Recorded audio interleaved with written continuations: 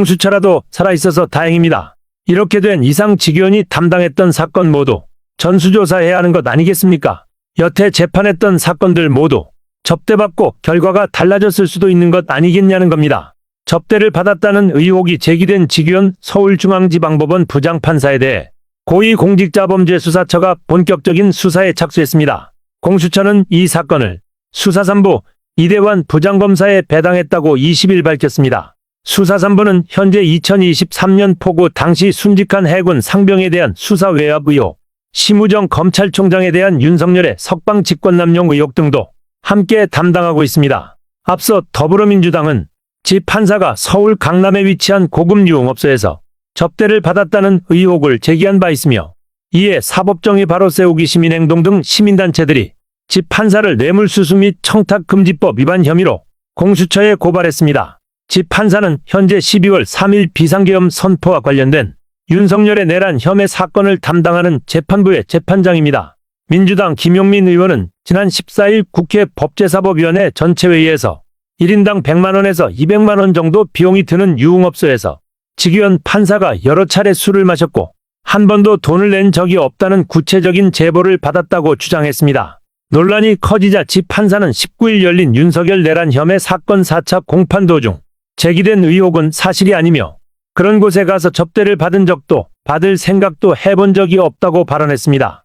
이어 요즘은 삼겹살에 소맥도 사주는 사람이 없는 시대라고 주장하며 혐의를 부인했습니다. 그러나 더불어민주당은 같은 날 지 판사가 해당 유흥업소로 추정되는 공간에서 다른 사람들과 함께 찍힌 사진을 공개하며 반박에 나섰습니다. 민주당은 해당 사진이 지 판사의 해명을 정면으로 뒤집는 것이라며 장소와 업소 운영자, 구조까지 모두 동일하다고 설명했습니다. 민주당은 20일에도 공세를 이어갔습니다. 윤호중 중앙선거대책위원회 총괄본부장은 선대위 회의에서 판사가 어떻게 법복을 입고 재판정에서 그런 거짓 해명을 할 수 있나라며 이런 판사에게 역사적인 재판을 맡기는 것이 과연 적절한가라고 비판했습니다. 이어 사법부의 신뢰와 권위가 더 무너지기 전에 사법부가 스스로 바로잡아야 한다고 강조했습니다. 지역 법조계와 시민사회에서는 직위원 서울중앙지방법원 부장판사의 접대 의혹에 대해 법관 윤리에 어긋나는 명백한 범죄 행위라고 강하게 비판하고 나섰습니다. 노종면 더불어민주당 선거대책위원회 대변인은 20일 브리핑을 통해 해당 업소 내부 사진과 지 판사가 지인 2명과 함께 나란히 앉아있는 사진을 공개했습니다. 노 대변인은 두 사진의 인테리어 패턴과 소품이 똑같다며 사진이 공개됐음에도 뻔뻔하게 거짓말을 한 판사에게 내란 재판을 맡기는 것은 있을 수 없다고 주장했습니다. 이어 당장 법복을 벗겨야 한다고 말했습니다. 노 대변인은 민주당이 직접 해당 업소를 확인한 결과 서울 강남에 위치한 고급 유흥업소였고 여성 종업원이 룸마다 테이블마다 여럿이 동석하는 방식으로 운영되고 있었다고 밝혔습니다. 광주 지역 법조계의 한 인사는 민주당이 공개한 사진에 대해 사건 관계인이나 변호사와 술을 마신 것 자체가 심각한 문제라며 이는 단순한 사적 만남이 아니라 재판의 독립성과 공정성을 훼손할 수 있는 행위로 해석될 수 있다고 지적했습니다. 이 인사는 지 판사가 700만 원에 달하는 술값을 사건 관계인에게 결제하게 했다면 이는 명백한 범죄에 해당한다고 강조했습니다. 이 내란 공범들한테 내란 재판을 맡긴다는 게 얼마나 어이가 없습니까? 직위원의 부장판사 같은 경우는 룸싸움으로 불러가지고 자기가 아주 그것도 결제를 시키고 한 2명이 간 것 같은데요.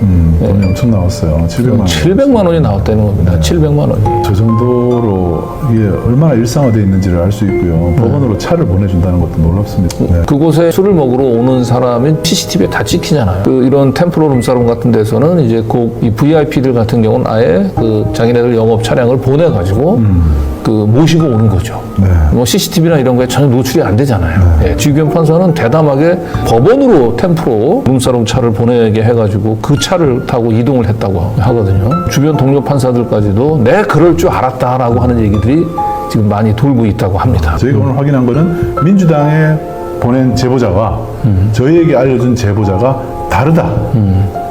그런 것을 그렇죠. 확인했습니다. 견제가 어디 있습니까?